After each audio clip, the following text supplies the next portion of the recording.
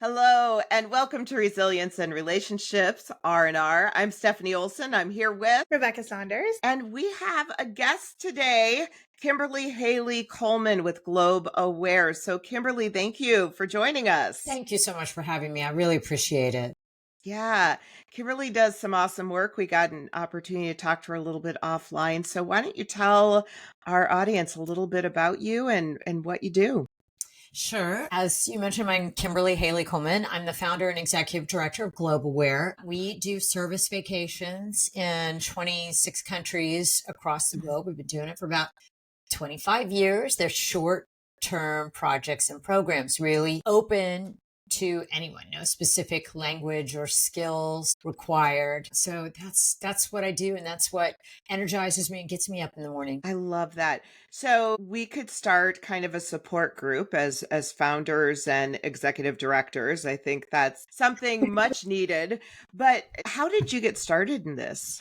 So this was not a direct path for me. And really, it wasn't even particularly about chasing success. It wasn't a linear thing for me. It was very much about finding meaning and a different kind of freedom through service, not something that was defined just by independence, but also purpose, empathy, agency. And I had been in the for-profit world for a number of years, and I was finding myself in other countries abroad over the weekend. And after having already done a lot of the traditional touristy activities, I really wanted to find a way to spend my time in a way that felt meaningful. And it was that led me down this path, because I looked around for local organizations in the countries where I was, and I just found it was hard. Most organizations, Habitat for Humanity, any of them, it makes sense that they really need you for longer term in order for it to be worth their time to train you. The way we make it work is our volunteers do pay to participate, and it's their contribution fee that pays for our local staff to do that piece, to stand beside you, to be there translating, to teach you what we're doing, to make sure you've got really meaningful engagement and interaction with the local communities, to make sure that you're learning the cultural touch points and really honoring the local culture, even if you've come into it with nothing. So that's really how it happened. In a way, it was accidental. And then once I got down that path and witnessed how many other people seemed excited and interested and willing to do it with me, that I thought, well, gosh, I'm not the only one. Let's make this happen. And that's how it came about. It's incredible. Yeah. Now you said vacations. So these are kind of like volunteer service vacations, right? I mean, That's you're right. not going and sitting in a resort. The vocabulary around this has shifted over the years. You'll hear different people use different words: volunteer vacations, volunteerism, service vacations, and so on. And there has been an evolution here, because there were, particularly around 2006, 2007, 2008, there were some really bad things happen with some organizations that were not operating in an ethical way. And so some of those terms have taken on a negative connotation. And we very specifically are not putting vulnerable kids, for example, directly in one-on-one contact with our volunteers, that we are not painting ourselves as heroes swooping in with a cape on our backs to save anyone. It just needs to be acknowledged that our volunteers, because they're not specifically trained before they come, that this is a learning opportunity for our volunteers in every way. So we are really on equal footing. We're partners. We're not saviors. So yes, it is, but it is because these are short term, 6 nights, 7 days. We have a couple of exceptions. Our Galapagos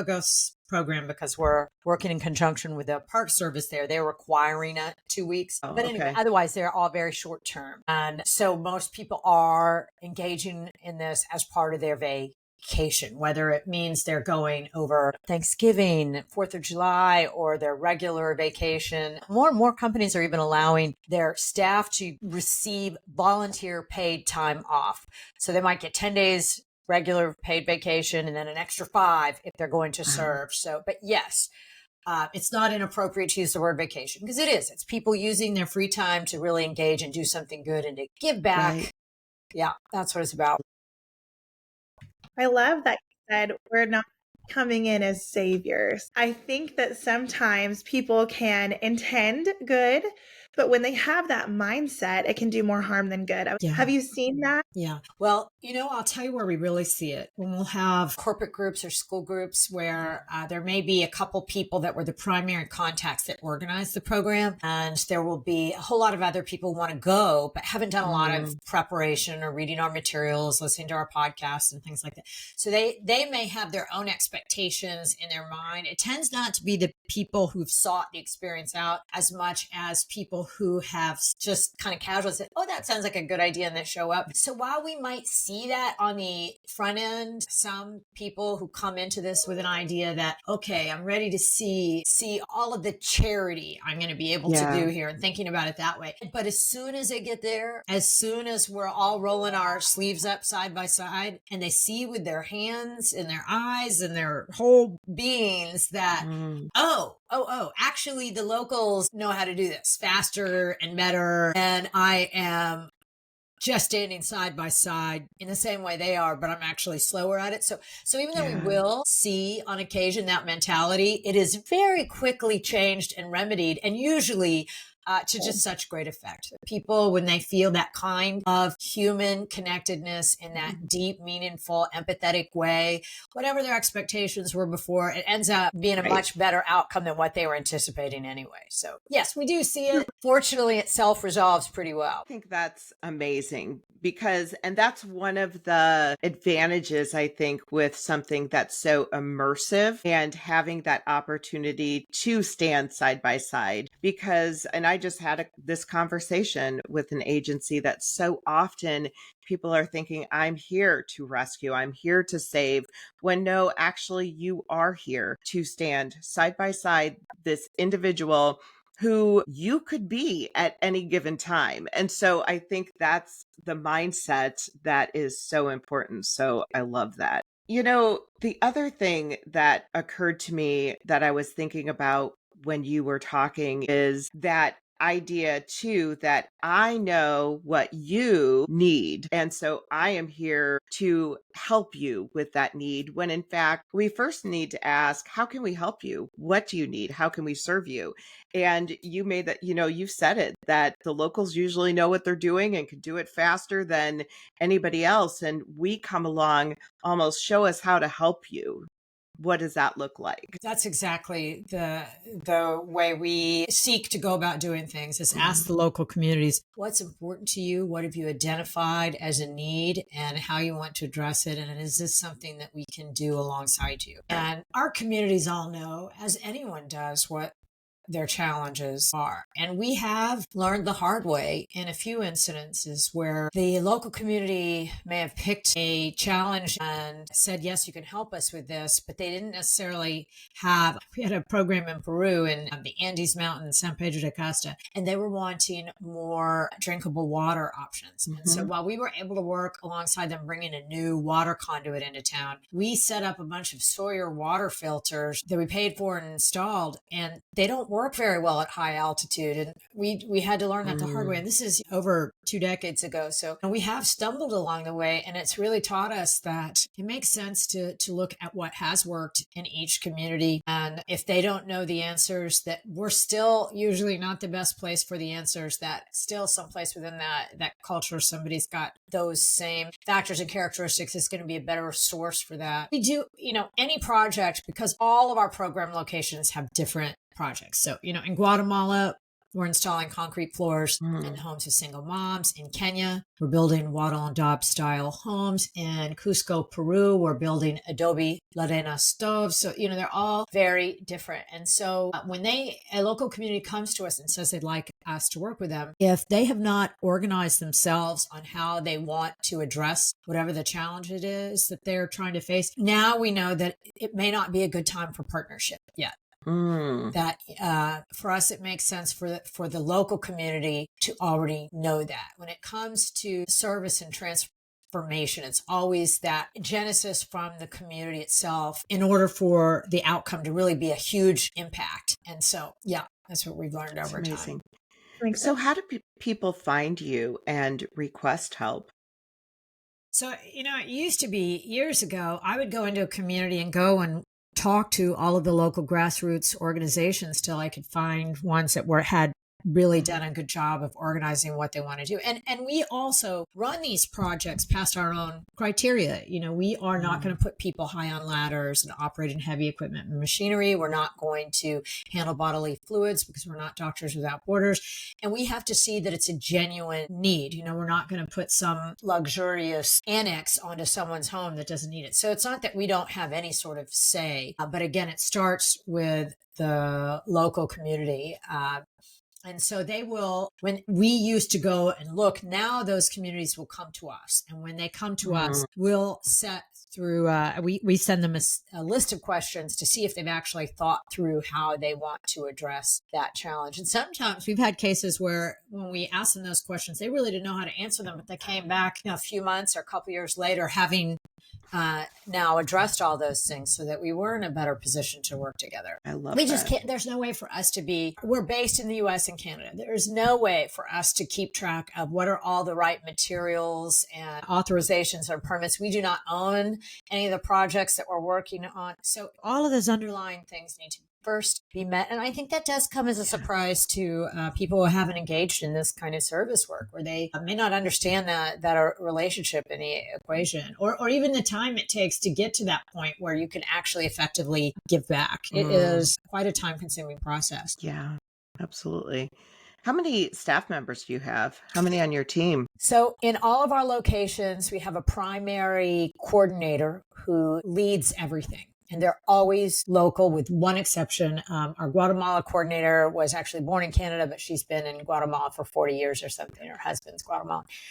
And they then are in charge of hiring any of our foremen. And those are all local. And those can vary depending on the project we're doing, of course, and how many people we have coming, our cooks, our drivers, and so on. And some of these change over time. Like right now, I have to say, we will not operate in war-torn areas. We're just not equipped to do that. And we are not going to operate in like a post-catastrophic tsunami or earthquake situation, because that requires heavy equipment, machinery, really specialized training. So we will evaluate and change our projects and programs as the conditions change. And as an example, right now, the situation in Ecuador is changing. We had calls over the weekend and this morning to evaluate if it's time for us to pause the program, because we had, for the first time in years, somebody's wallet was stolen. And wow, petty theft can happen anywhere. Right. In the world, and there's risk anywhere in the world. We do as much as we can to reduce the risk. And there's some things we know that,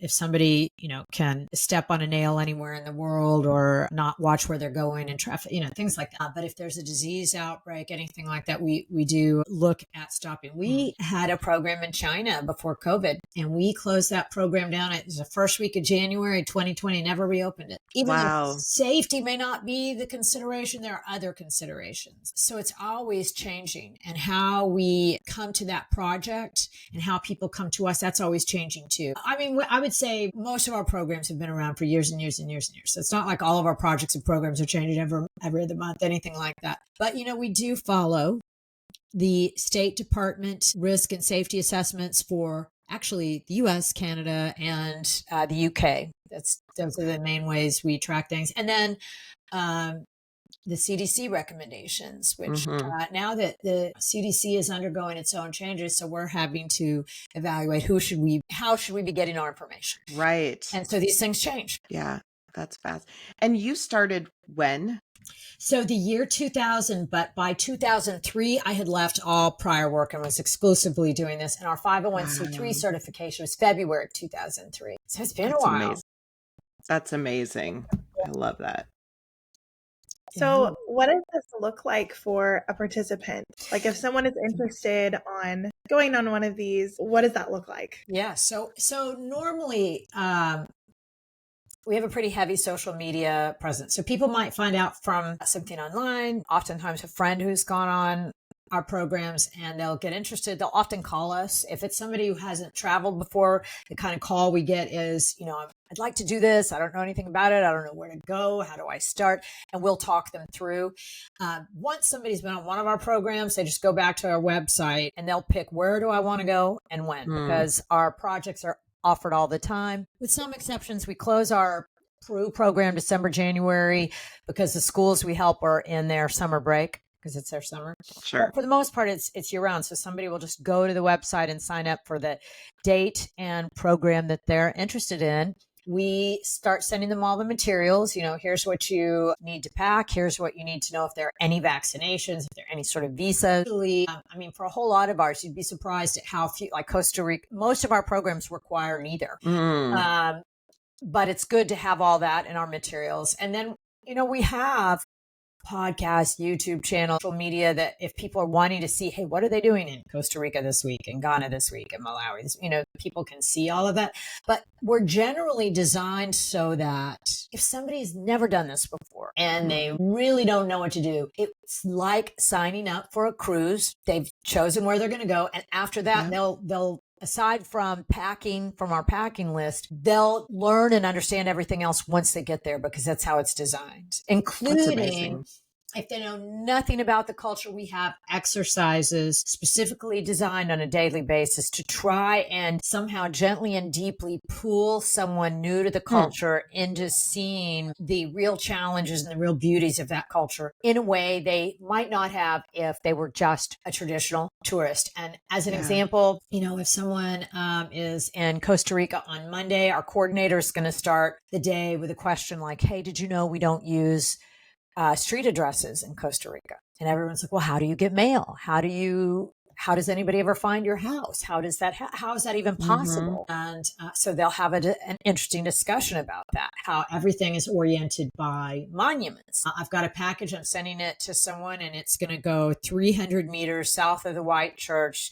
a half a kilometer from the soccer field as you're leaving Cartagena. It's a paragraph. And then in the evening, we have reflective exercises. What's a kindness you observed today? What is something you learned you were grateful for today? So the experience, they may, we're serving 30 to 35 hours a week. We're doing cultural awareness and leisure activities as well throughout the week, so that we're hoping our participants, our volunteers are getting that deeper view, beyond the postcard view. So it's pretty much turnkey. They show up, they're picked up by our coordinator. They check them into our accommodations. The meals are planned. The leisure activities are planned. The work is planned. And usually these are small teams, 10 to 12 people. So there is also that connectedness to fellow volunteers, good people who are also willing and interested in giving back and experiencing the world in this way. It self-selects for really interesting, giving, wonderful people.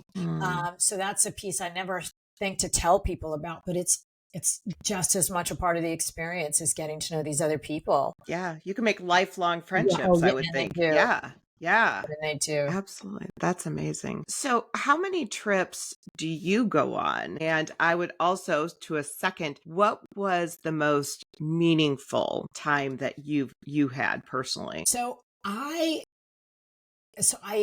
probably left this out. So while we have our programs offered throughout the year, and I said these are, groups of 10 to 12, and they are, but if you go to the website, you'll see like every other week is not listed. And those are usually reserved for corporation groups, churches, and those will often be much larger groups, up to 250 people. So I will often go on those. And so anywhere from 10 to 14 a year that I will go on. I will go on when they're bigger groups because we will have a coordinator per 10 to 15 people. And so I'll be there to help coordinate the coordinators. So, and then the other one you asked for some meaningful, I know we had chatted previously before our call, and I believe I told you about I had this experience involving distributing wheelchairs that really shocked me because, in Cambodia, they still have landmines in the rural areas. These are explosive devices put there during the Vietnam War by both the Vietnamese and the U.S. governments, cleared out of the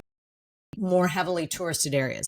Anyway, it's usually children that pick them up, that find them, that have been unearthed, and they are maimed horribly. And I had this picture in my mind of seeing, a 4-year-old's kids light up at the idea of having this new wheelchair. But those 4 and 5-year-olds, 6-year-olds didn't have very set pictures and imaginations of what their specific future would look like. And so while they seemed happy, it was connecting to the parents of that child and looking at their faces that so profoundly stayed with me. That as I'm a parent with kids grown and out of the house myself, but years ago, just realizing that looking at each other, that I see you, I care about you, I understand wanting health and happiness for my child, and I see that's what you want too. And it's a memory like that. It still gives me goosebumps because it's so elemental. It's so foundational for us as human beings. It's something that empowers us as humans. Even connecting to what it means to be free is, a bigger house. Is it healthcare? Is it the ability to talk to? What is it?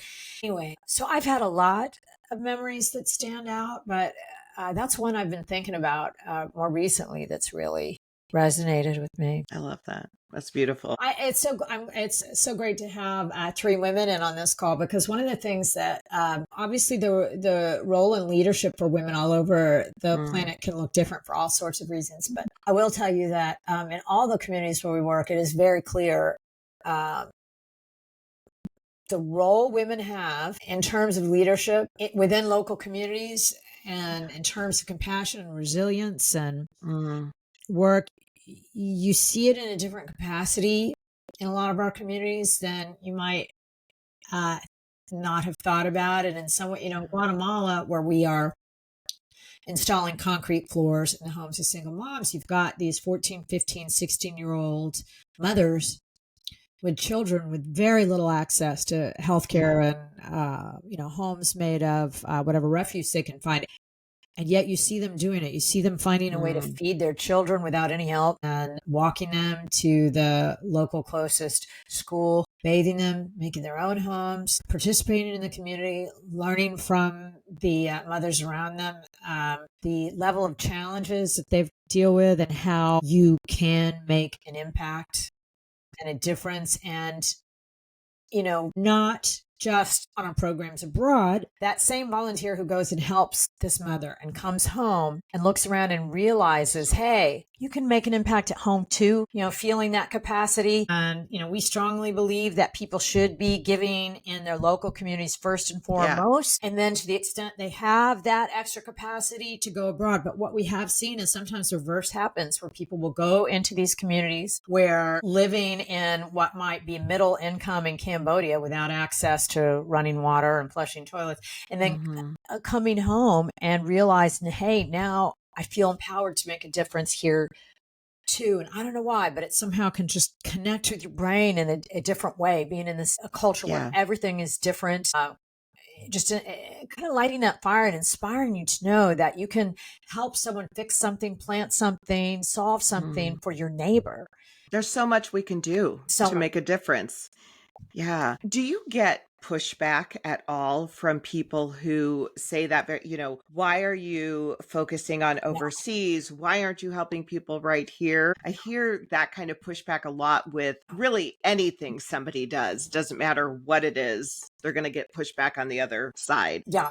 We do occasionally, we tend to get anonymous emails that'll say stuff like that. And often with, ugly words saying, why are you helping those people in that country when we still have problems in the U.S.? And it is a valid point that there are plenty of people in North America with real needs. We see it every day. We're going to see it with healthcare and food, all sorts of areas where I see people here. I'm in Dallas, and I was so happy to see how many people are collecting food for the food pantries here. So we don't see this when we have gotten criticism about that. And we don't see this as a replacement for that local community help and volunteering service that is still genuinely needed. Right. Yeah. In some ways, it plays a different role, because for us, it's a way of learning about a culture very different from your own, but it's not taking the place of the need for serving your own community. I think that's so important.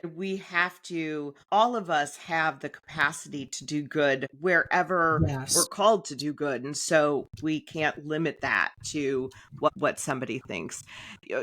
I heard a story I'm a part of a Rotary Club here, and Rotary International did a global grant in an area where they were providing water wells in the community because the women would walk miles and miles to get water and come back. And they Yes. said, well, we'll provide a well for these communities. What they found out very quickly was the women were furious because they wanted to actually walk miles to go get the water because that's what gave them the opportunity to get out and about. And so I love all of the things that you're talking about because it's what are the needs of the community before, hey, we're coming in to solve this problem for you, when in fact that problem might not be a problem for the No. community at hand. Yes, Yeah, right. That might be what they see as their community building. Yeah. You know, absolutely. in Kenya, funerals play a very well. We certainly, our funerals are to memorialize someone, to Mhm. come together in fellowship, to remember someone, and to offer condolences. In Kenya, because they happen so frequently, go to 2 or 3 a week often, and everyone contributes to a little bit financially to the family impacted, and everyone Wow. brings food. And it's interesting. It it's part church, it's part party. There's drumming Mm. and singing and dancing, and it helps give your mind an opportunity to open your perspective on how things can be perceived and the roles they have. You know? And we could describe it, and we do in all of our different platforms, but when you see it, you don't forget it then. You know, you Right. live it. Well, thank you for doing this. This is such meaningful work. And to be able to set this up, impacting so many lives in so many countries. I mean, just, I'm amazed. Yeah. Well, our volunteers are obviously what fuels all of this. So we've just been super lucky and grateful that we've had so many people willing to help with us and to stand alongside us. And they often bring their own ideas and projects. Within a week they'll come and say, hey, you Mm. know, these kids could use a soccer goal, and they'll just go and buy one, and we didn't ask them, you know. So it's been Wow. amazing to see the volunteers. They really, in terms of creativity and service, bring so much just as individuals. I love that. And, I think the important thing that we all need to recognize is that when we are giving back, when we are providing service to others, it really does get us out of ourselves and not focused on the things that So we true. really, yeah, we need to focus on that service. I think that's so important. Yeah, you know, it's such a source of joy that I think is Mm. unexpected for a lot of people. If they haven't done it before, they don't realize, they feel like, oh, well, I think this would be meaningful. But they don't realize Mm. what it'll do for their joy. It's kind of a reset, you know? I love Yeah, that. getting out of your. So, if somebody is interested in participating, how do they find you? What do they need to do? What are the best ways to get in touch with you and learn more about your program? So we do have a phone number where people can call at 214-824-4562. We also have a 1-800 number, but I guess it's not as important these days, right? And certainly they can go to our website, but they're also any place that someone looks for our word globe aware, the 2 different words, globe aware, not global, they'll find us, you know, Facebook, Instagram, LinkedIn, all the Great. different podcast platforms, YouTube. So we're pretty easy to find in that way. And we love interacting and engaging with our volunteers. So thank you for asking, because yeah, that's the way. Any different way you look under those words. Absolutely. And we'll make sure to put all of that information in our comments and in the links. But yeah, incredible work. Rebecca, do you have any other questions? No, just want to try to see when I can go. I know. I know. Well, that's actually a great question to that point, but not necessarily about you, but your kiddos. What are there age limits? Can Oh, you that is take a group of kids? What are the No age rules limit. there? If they're under 17, we do have a separate process. But in reality, most people who are going with their kids, it's families. It might be a grandmother and a grandchild, cousins, you know, that kind of thing. But we don't have age limits, and we don't have any sort of skill limits. So we've seen people bring their 1-year-olds, and we've seen people with their 94-year-olds. What I will say is we're not allowed to give medical advice. But the one thing we do think is important is that anybody who thinks they have any sort of health limitations, maybe they have breathing issues or they can't regulate their own body temperature. So Mm. those are the kinds of things we think are good to talk to a health professional with. So if someone's got asthma, they may want to talk to their doctor and let them know that Peru is at 12,000 feet and the air spin. Right. So it has less to do with limitations for age and skills and more to do with health. Got it. That makes absolute sense. Well, Kimberly, anything else you would like to share, tell our viewers about? I just, I will tell you that the cost to participate is tax deductible against your income. That's So, great. and most trips aren't. We're a 501c3. You're doing the work of our organization. And so nobody ever does it for that, but it is a nice perk. And people are using their donor advised funds. Their employees will often do contribution matching, the employers rather, so that really halves the cost of the program for a lot of people who work for Microsoft, Salesforce. And there's lots of companies that do contribution matching that people don't know about. And a lot of employers that give those volunteer paid days off where you may not even need to take vacation for it. So yeah, I should have mentioned that. So thank you for asking me. No, that's fabulous. Well, this was fascinating. I love the work you're doing. I think this would be like a great, talk about employee bonding, this would be an amazing opportunity to do with a group that you're close to. Yeah. We've seen a lot of family reunions do it. Girls, book clubs, things like that. Yeah. What a great idea. Well, Kimberly, thank you for joining us. I really appreciate it. I love your organization. Definitely check out GlobalWare. They are doing amazing work. And and let us know if there's any way we as an organization can serve you. And thank you so much for joining us. Stephanie and Rebecca, thank you for giving me this platform, this time to chat about this. I'm so grateful. Thank you. Thank you. Yeah. And we thank you for joining us. Get some R&R. We'll see you next time. Thanks. Bye.